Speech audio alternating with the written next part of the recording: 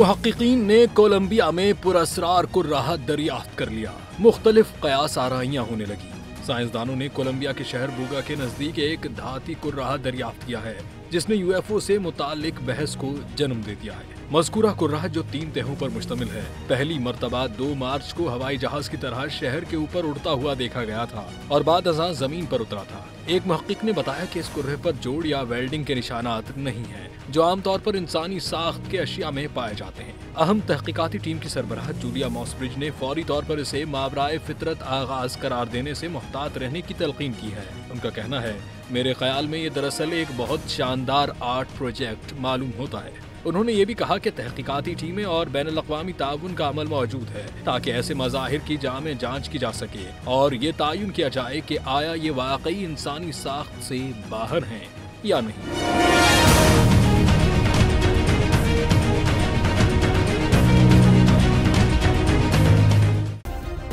Subscribe करें और bell दबाएं ताकि कोई खबर रह न जाए।